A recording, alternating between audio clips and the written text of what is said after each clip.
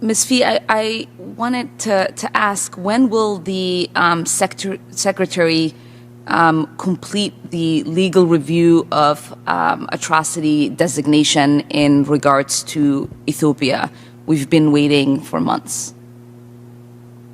We have decided to refrain at the current moment from making a public determination in order to allow space and time to see if the talks that are currently underway can make. Did you catch that? You think you are tuning in to watch a congresswoman hold the State Department accountable, but what you actually see is the difference between performing for Twitter and actually doing the job. Ilhan Omar starts the clip like a storm, shouting about atrocity designations and deadlines, and we have been waiting for months. Meanwhile, Assistant Secretary Molly Fee just sits there calm, collected, and basically saying, "I am playing chess, you are playing checkers." Ilhan Omar wants headlines and sound bites. Assistant Secretary Molly Fee wants peace strategy and results. One is desperate for a tweet, the other is running actual foreign policy. The hypocrisy is so thick you could cut it with a knife, and Assistant Secretary Molly Fee slices it clean every time. Smash that like button, subscribe, and stay right here. Let's watch the full clip before I break it all down.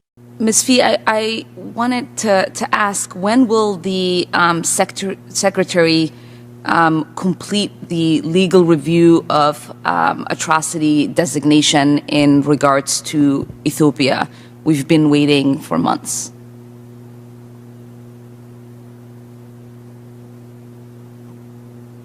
As I have discussed here today, our primary focus has been on trying to engage diplomatically in the many ways that are available to us to reach an end to the conflict, which would obviously result in an immediate end of the atrocities. And so we have decided to refrain at the current moment from making a public determination in order to allow space and time to see if the talks that are currently underway can make progress. But I want you to know that we have undergone an active and dynamic determination process. It's ongoing as we continue to assess emerging reports of human rights violations and abuses, and we remain committed to seeing what we can do to address the current elements that have caused all of us such concern. Mm-hmm. We have also engaged Facebook and Twitter. I've spoken here today to ask the diaspora to consider how it discusses the situation.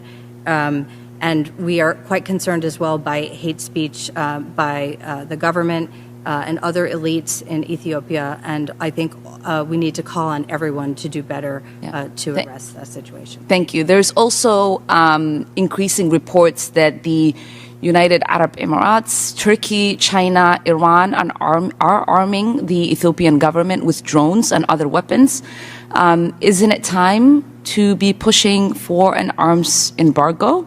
And in the meantime, shouldn't we be pushing our allies to stop arming Abiy's government? Absolutely. The issue of arms supplies to Ethiopia is a component of our diplomacy with regional and international allies, and the issue of an arms embargo is one of the many elements of the discussion taking place in New York in the Security Council. There's also mass migration that is happening in Ethiopia. Millions of people have been displaced. It's contributing to the crisis that's taking place in Sudan. We obviously are seeing many of these migrants enter Libya that are being brutalized. We're also seeing what's happening in Europe as some of them are facing heart conditions as they try to enter the border of some of the European countries. What is the U.S. involvement in trying to mitigate this situation and provide humanitarian assistance? The subject of Ethiopia has been a subject of immense focus and concern since the Biden-Harris administration took office. In the early months of the administration, they appointed Jeff Feltman as envoy. We continue to be active in Addis with other parties to the conflict who we can reach outside of Addis. As I mentioned before, we're working with the African Union. We're trying to support President Obasanjo. We're working with Kenya and other influential partners in Africa. We're working in the Security Council, at the Human Rights Council. We work with our like-minded partners in Europe. There is a real sustained effort to try and arrest this conflict because of the devastating consequences that you've just described in your intervention. And I hope those efforts are being handled with the urgency that it deserves. I believe Ethiopia is too big to fail, and it's the possibility of it destabilizing the whole region just breaks my heart. Speaking of the East African region, we know that Somalia has failed to have elections for over a year now. That conflict still is happening.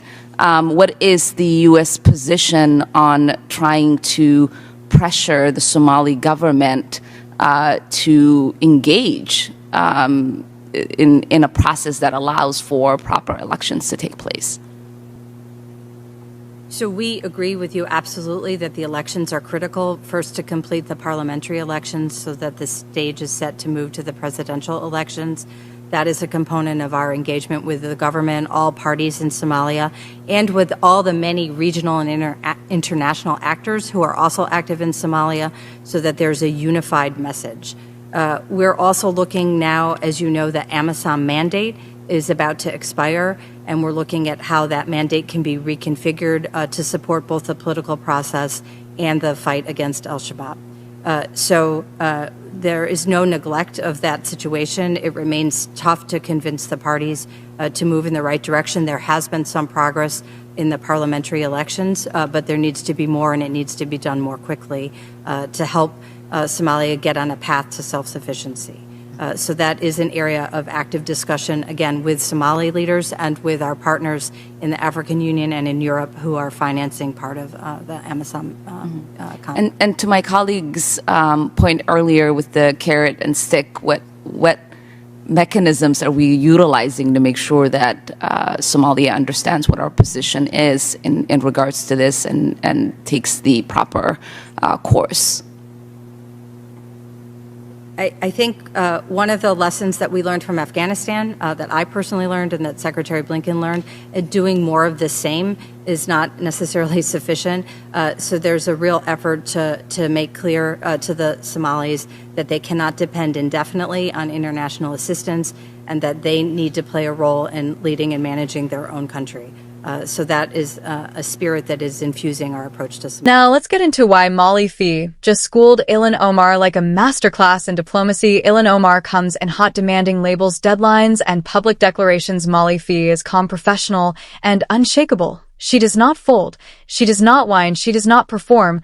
She lays out reality. Rushing an atrocity declaration could blow up negotiations, undermine diplomacy, and make the conflict worse. That is adult leadership. That is competence. Ilhan Omar is just a one-woman Twitter storm chasing sound bites. Then comes the arms embargo question. Lee, Turkey, China, and Iran get rattled off like villains in a movie. Ilhan Omar wants immediate action, dramatic headlines, and a public scolding of allies. Molly Fee does not flinch. She calmly explains arms supply is part of ongoing diplomacy handled at the UN and with partners. Boom, shut down. No drama, no stunt, just professionalism, dismantling political theater. And then the Somalia moment, priceless. Ilhan Omar whines about failed elections and wants the U.S.